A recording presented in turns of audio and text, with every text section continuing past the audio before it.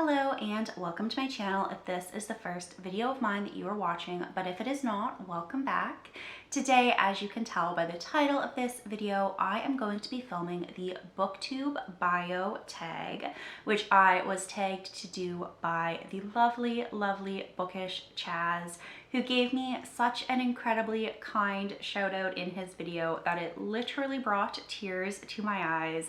So thank you, Chaz, and please make sure you go and watch his video, as well as the original creator of this tag, Jessica, over at Jessica's Library Card, her original video. I will link both down below. But before I dive into my answers to these questions, this is a Distilled Reads video, and I do have a distilled beverage pairing to go alongside this video, and that is the Caramel Apple, which is a whiskey cocktail made up of some apple flavored whiskey, salted caramel flavored whiskey, a little bit of lemon juice, and then topped up with ginger ale. And for a video that's all about me, this cocktail sounds a whole lot of me, even though I've not tried it before. It smells delicious and it just feels like the epitome of fall. And if I was going to choose a season to represent myself, I would choose autumn. So without further ado, let's try this cocktail. Cheers. Yeah, that's delicious. I mean, I know I like apple flavored whiskey. I know I love the limited edition salted caramel flavored whiskey. And I did pick up a bottle of my favorite local ginger ale for this cocktail. So that flavor combination is just always going to be a winner overall and in particular for me. So yes, I would 10 out of 10 recommend trying this cocktail here. However, let's get into the questions. And the first one is, who are you? Share a little bit about yourself to the extent that you are comfortable. So like I've already said, I live on the east coast of Canada. I'm a proud Maritimer, but I did live in Ottawa, Ontario for 5 years. 4 of those years were while I was at school getting my post-secondary degree, and then I stayed for about a year afterwards trying to find work in the city before I made the trek back home, and I've been here for the last 8 years ever since. But yeah, I studied in Canada's capital. I have a Bachelor of Journalism and History, and I worked very briefly as a reporter. Print journalism is what captured my heart. It's why I went into journalism. And at the end of the day, journalism is a form of storytelling, and I have always loved writing. So print journalism is really what captured my heart. If you are at all familiar with the journalism industry at the moment, it's a bit of a dying breed. I remember first class, first year, it was a very cutthroat program, and they were basically like, look to your left, look to your right. Only one of you are going to be here this time next year. This is a dying industry. If you want to make it, you've got to put your nose to the grindstone and bleed for your career, which is very intimidating to tell 17-year-olds, and it was a lot.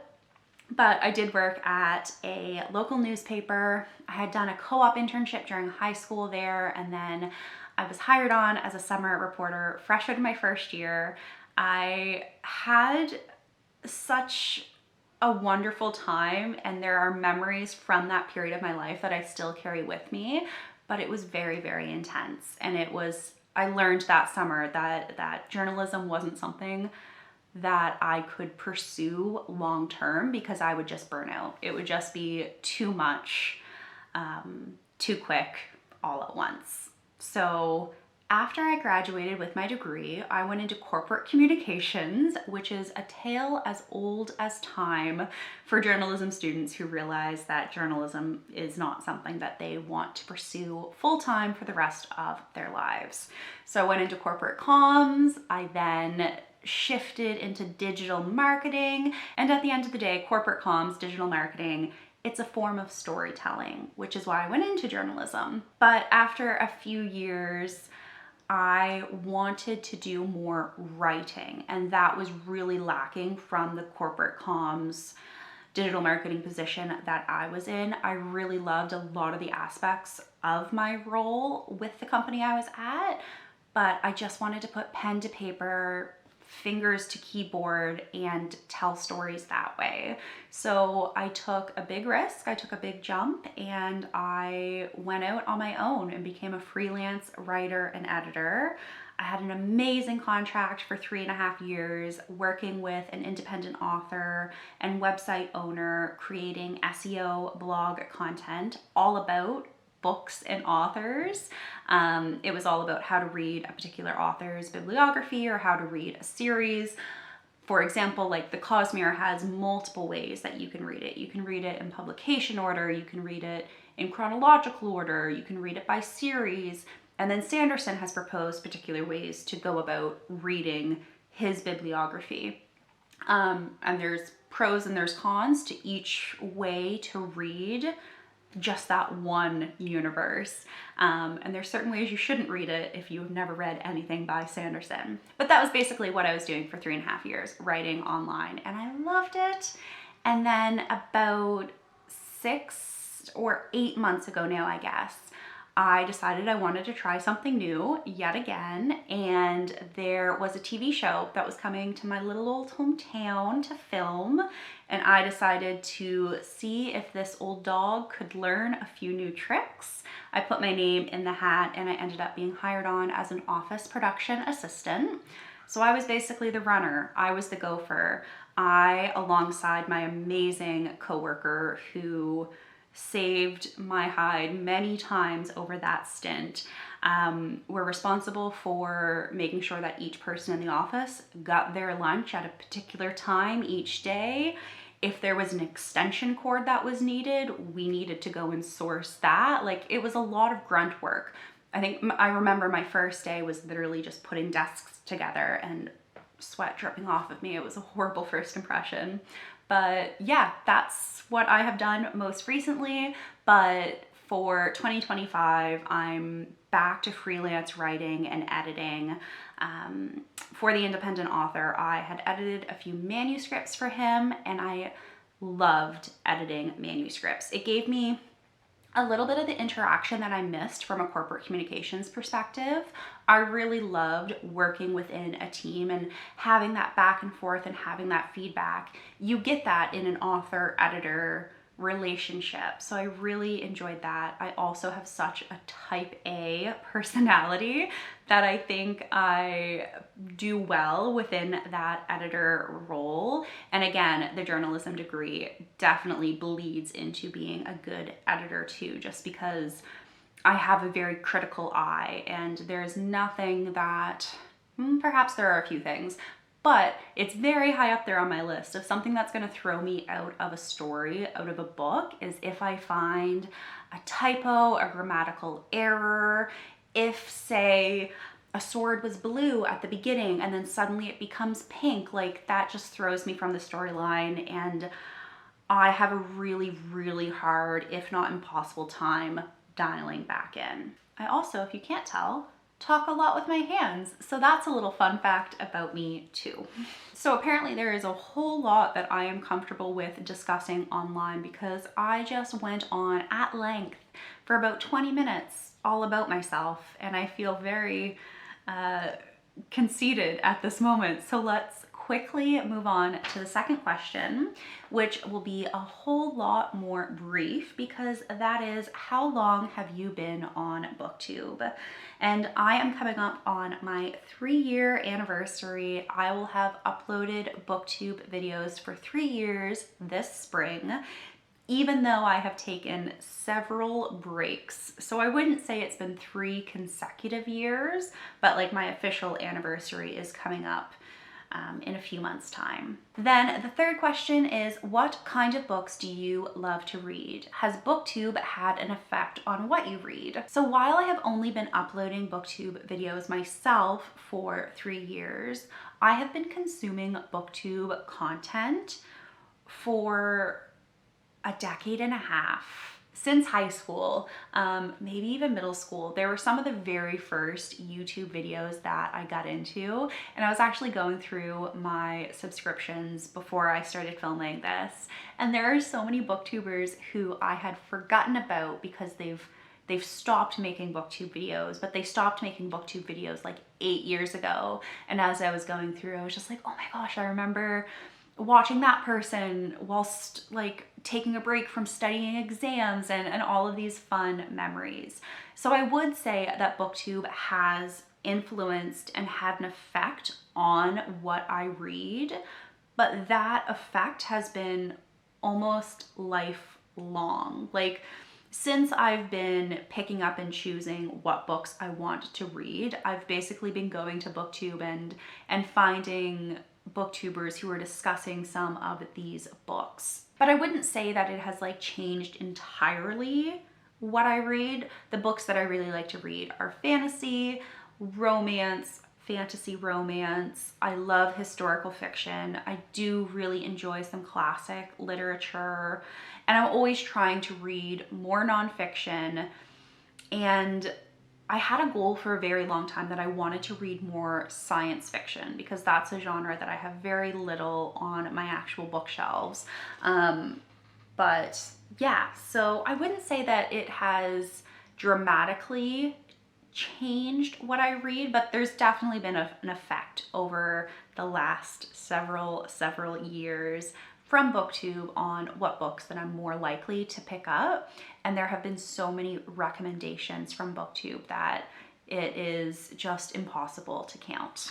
The fourth question is, what do you enjoy about making Booktube videos?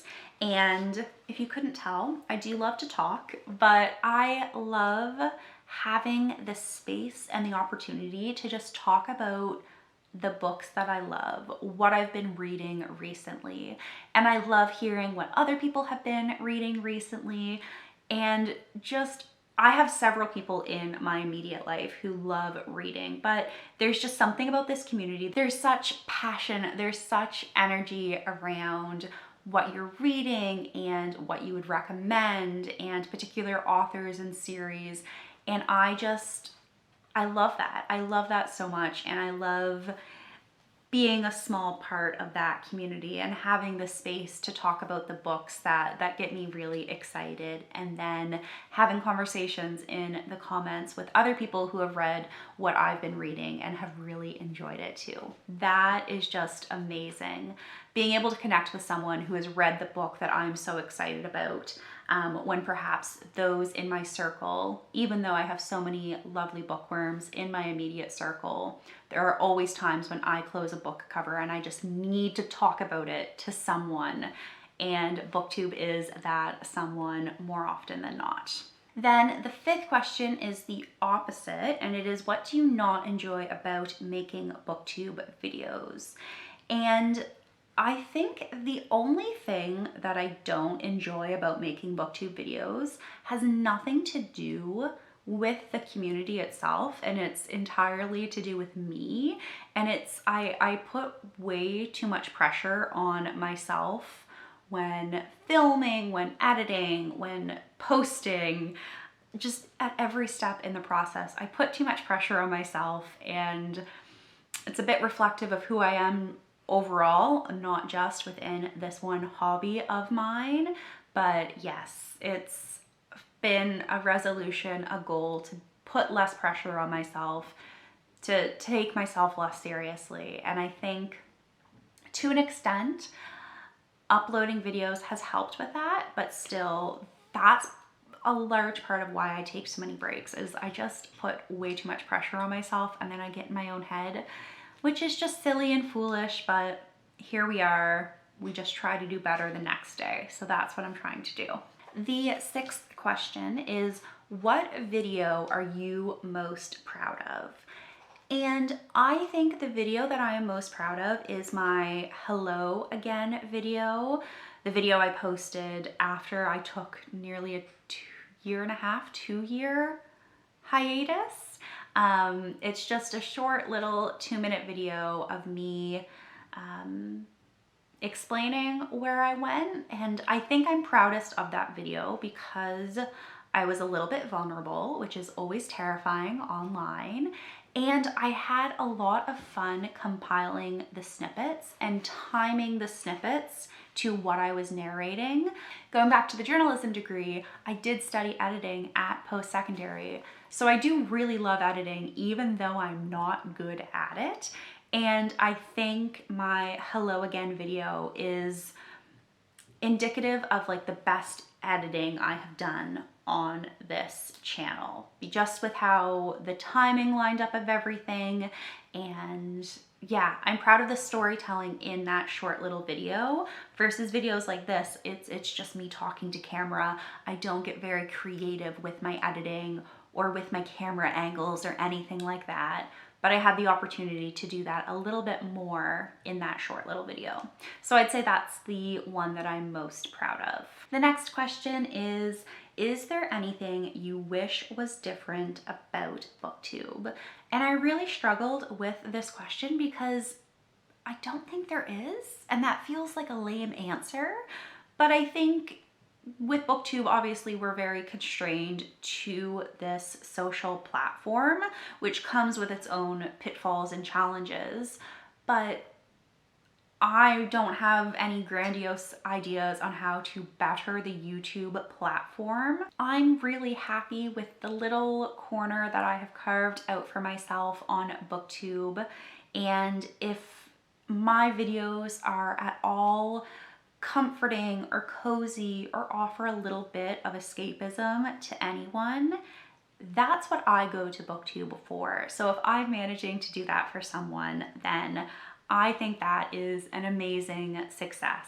And even if that someone is my best friend Rebecca, hello Becca, then I am so happy to be able to upload content for that. I just want my little corner to feel cozy and comforting and to provide a little bit of escapism. And I think that Booktube accomplishes that really well. So no, I don't think there's anything that I wish was different about Booktube. While the lighting situation in this video is nowhere near as desperate as it got in the whiskeys, I am fully losing the light. So I will try and go through the remaining 3 questions as quick as I can.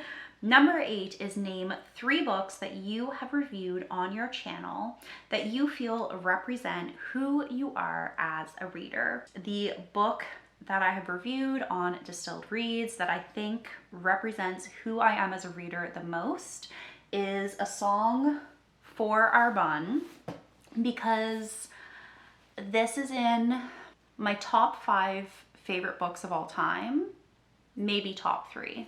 I adore this book so much. I adore Guy Gabriel Kay. I just finished Lord of Emperors by him, and he is one of my favorite authors of all time. Kay writes this beautiful blend of fantasy with historical fiction.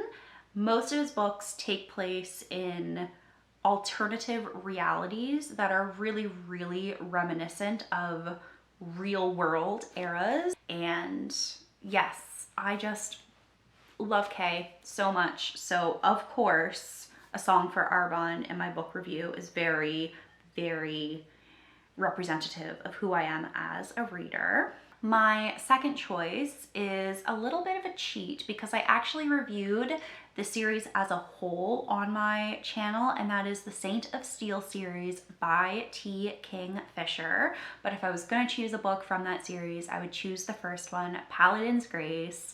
I absolutely adore this series. I discovered it for the first time last year, and I sped through those books. I read Kingfisher for the first time last year, and they've quickly become one of my favorite authors as well. I absolutely adore the Saint of Steel series, and I feel it's representative of who I am as a reader because there is fantasy, there is romance, and it's a very feel good type of fantasy romance. There are also some mysterious elements and like a larger overarching plot within that series, within that world. I can't sing enough praises for the Saint of Steel series. Definitely one of my favorite series of all time as well. So that one is very representative of who I am as a reader too, because I do adore a good romance. For me, that is my escapism type of read. If I need something that is just going to give me those warm fuzzies, that is going to kind of take me away from reality for a few hours and find my happy place, I'm gonna very, very likely reach for a romance. And I have already reread one of the Saint of Steel books just because I needed that cozy, comforting atmosphere that Kingfisher creates so beautifully. But then for my third choice, I was caught between two.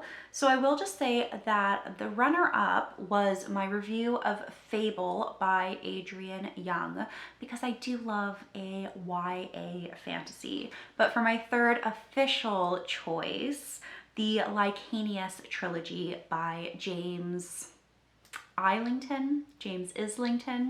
I still am uncertain which is the correct way to say his last name. But yes, I think the Lycanius trilogy, which is again a little bit of a cheat because it's a trilogy, not one specific book, but I think that is representative of who I am as a reader because it's another fantasy trilogy, which I love.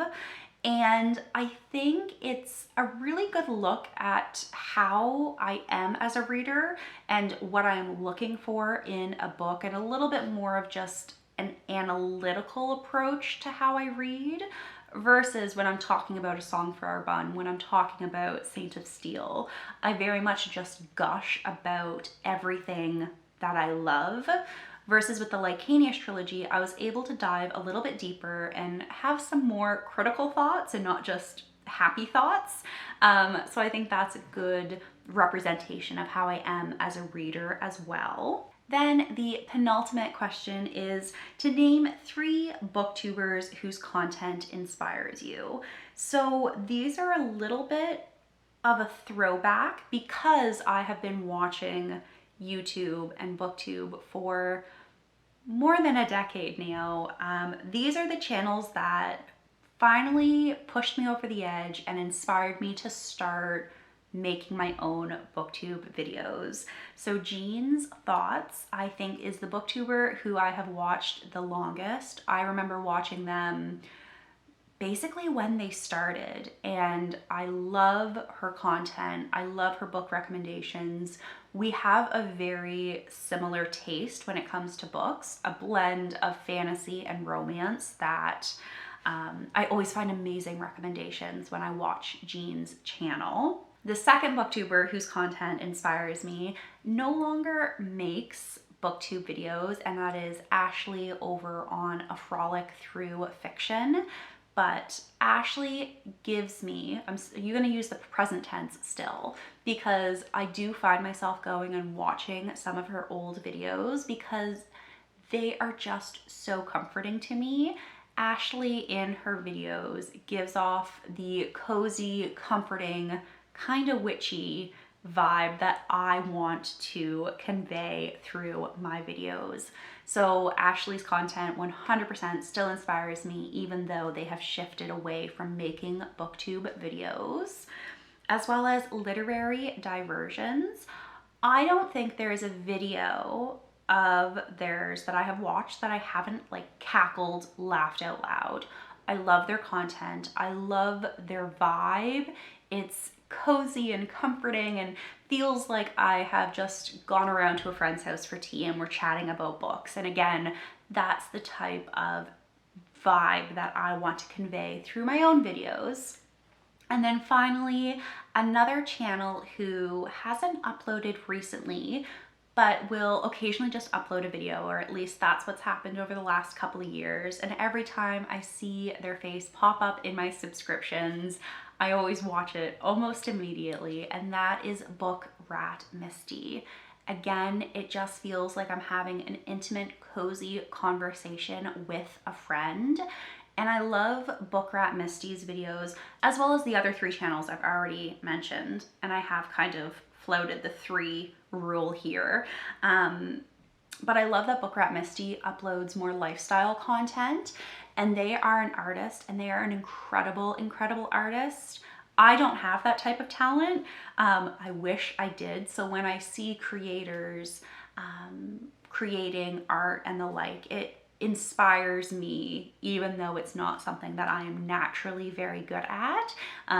Yes, so Jean's Thoughts, A Frolic Through Fiction, Literary Diversions, and Book Rat Misty are 4 booktubers whose content inspired me to start making my own content. So I had to give them a shout out here. And then finally, the 10th question/prompt is share the love. Name 3 booktubers who you think need more hype. And again, I have 4 that I want to talk about because I need to highlight Bookish Chaz once more. Even though I spoke about him at the beginning of this video, I just want to shout him out again and shout out from the rooftops that Bookish Chaz has such a lovely energy and such a friendly and comforting energy. Even though obviously we have only spoken online, Chaz just gives off such lovely, comforting, friendly, positive energy that I also hope that I'm able to convey a little bit of on my channel. But my camera battery is now dying, so I'm going to list off the 3 booktubers that I think deserve all of the hype as quickly as I can, and that is going to be Theo over at Rekindled Reader. We've had very similar gaps in time where we haven't uploaded and then we've come back around the same time. So I just feel this kinship to Theo, and every time that we have interacted through comments and the like, it has always been very heartwarming, very kind. And I love watching Theo's videos, as well as Sabriel's Belle. I am someone who I don't comment as often as I should, even though I know how when I receive a comment, it just, I don't know, makes me smile and beam and feel like I'm on top of the world. I don't do it enough for other creators. But yes, I love watching Erin's videos. And then the 3rd booktuber that I think should get all of the hype that I am able to bestow is Alyssa over at Heart Wild's Library. Again, this is a booktuber that I will watch all of their videos and then I'm very bad at actually commenting and engaging, but I love the videos that they post. So those are my answers to these 10 questions to get to know me a little bit better. I hope that it has been entertaining, if not cozy and comforting. It's felt a little bit chaotic for me, but that is probably because I have not sat down to film a video in almost 2 months. So thank you very much for watching this video. If you feel like filming your answers to these questions, please feel free to do so and let me know down below in a comment or tag me in the description of your video, because I would love to watch your answers and to get to know you a little bit better. But for now, that is going to be it for me. Again, thank you for watching this video, and I will be back soon with a new one. Bye for now.